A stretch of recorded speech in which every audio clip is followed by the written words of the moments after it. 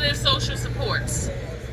I'm going to say that again. Strong and positive social supports. So those people that you hang around with and they allow you to continue with your negative coping strategies and they support you and encourage you in that, those are not included in strong, positive social supports. The people who you tell you're trying to lose weight and they bake you cookies, those ain't the ones I'm talking about. Okay? The people who you tell you're trying to keep your weed habit and they bring you some cheap, those are the ones, those not the ones I'm talking about. But for the folks who say, I got some gluten-free cookies, I got a natural way to get high, those are the people that you want to think about. Those who are saying, you know what, let's take a walk. Let's get our heart rate up because that's going to help us to release some stress. We don't need to do negative things.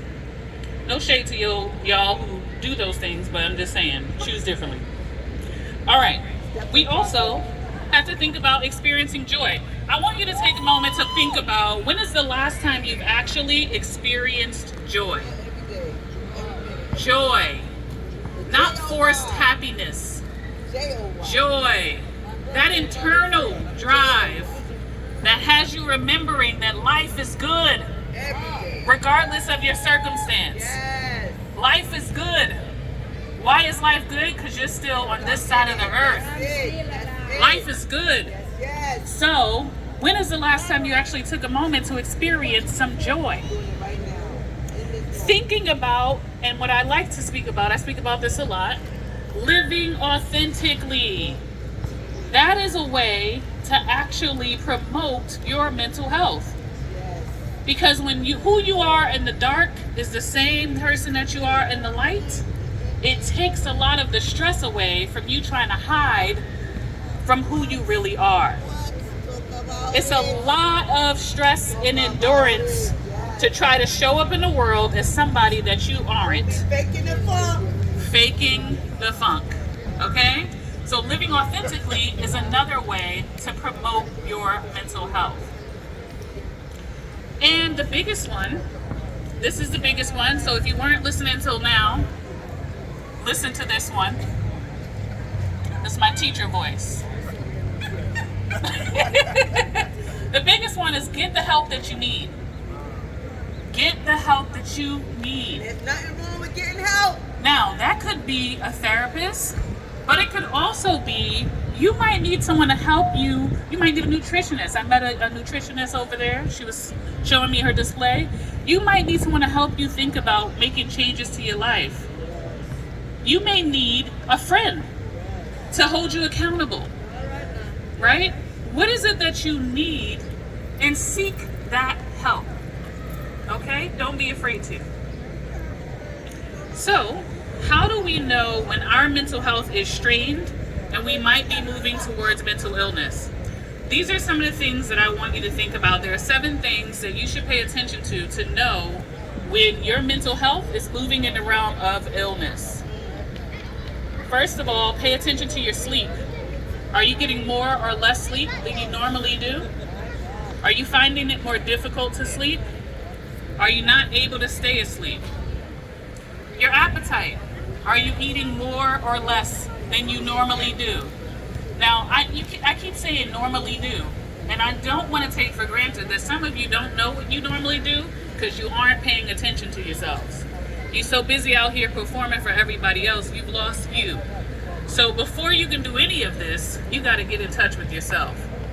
And I know that because 20 years in this business has told me that the reason why I always have a job is because we keep trying to be out here being somebody else that we're not. I mean, thank you, but also get your lives together. Yes. And that's me too. Let me be clear. I'm not standing here as somebody that doesn't need help. I have a therapist. Let's be clear. I have a therapist. She works for her money. Let me tell you. She works for it. I do not make it easy. We don't even start with the pleasantries. I start with, girl, let me tell you what's going on. Let's use this hour. Okay?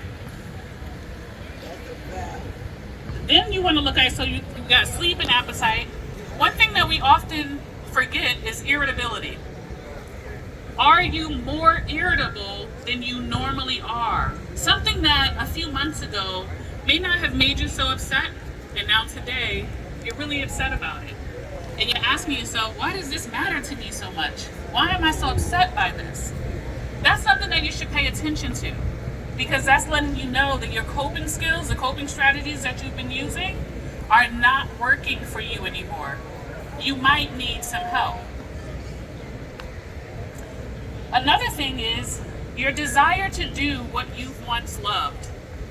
If your desire to do the things that you really used to love doing has shifted, that's something that alerts you to the fact that your mental health might be under pressure. Okay, so you don't even want to do the thing that you really loved before. That's something that you're going to want to think about. Additionally, your libido, whether or not you want to be touched, that matters. And I'm not talking about by the specific partner who might be getting on your nerves. This is not about that person. This is about your body, your desire, and what you notice about you.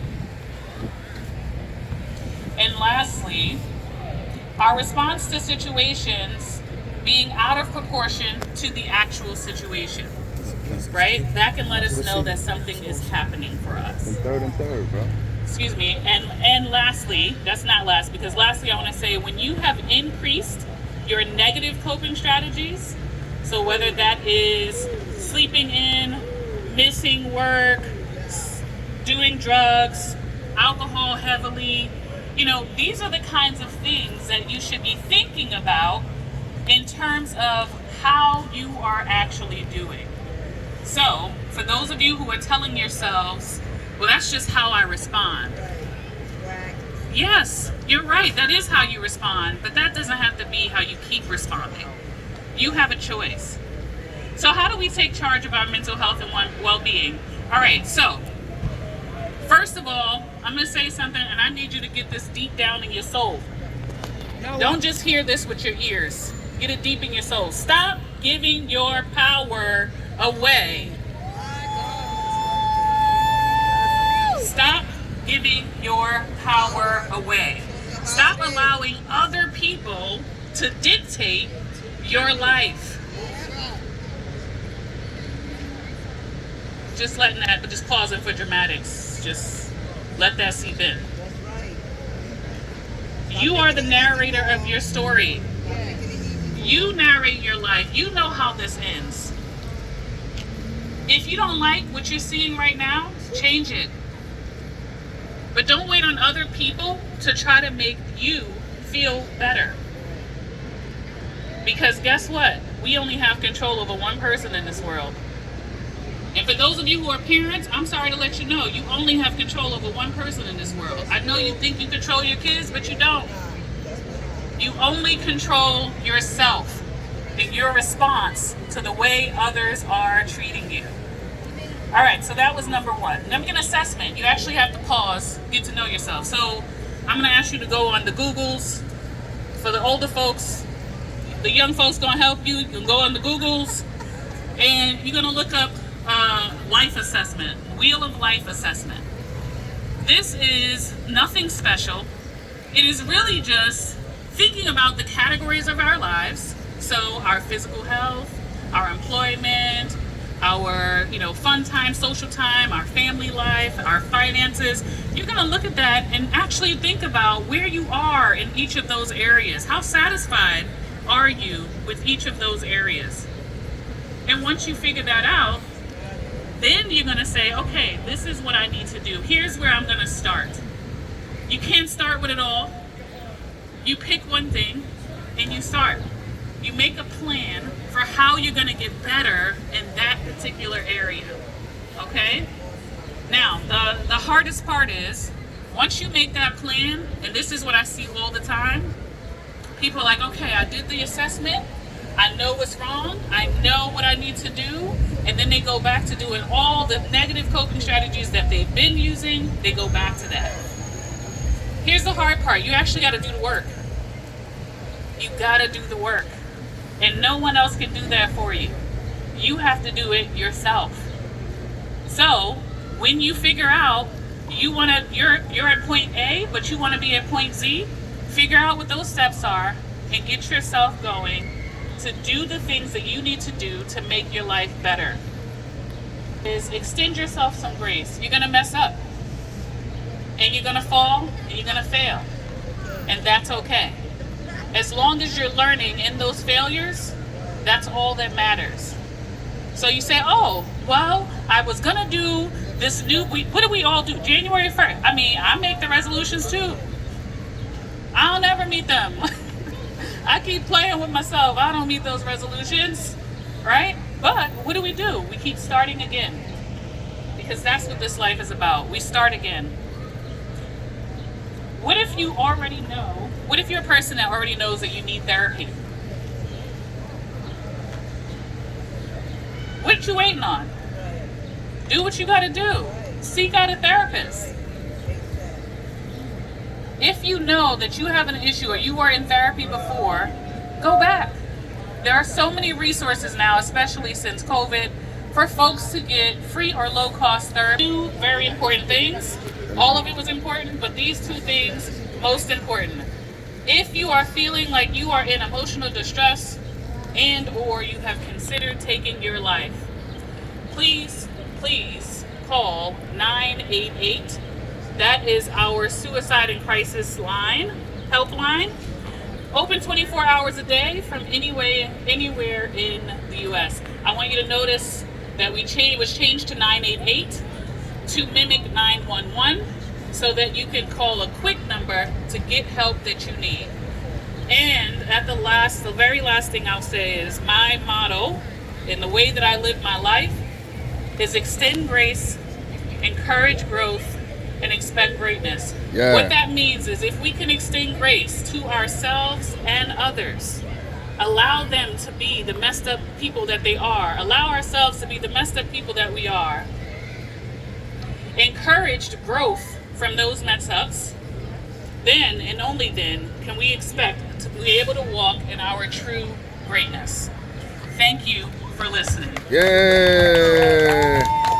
Give it up again, y'all.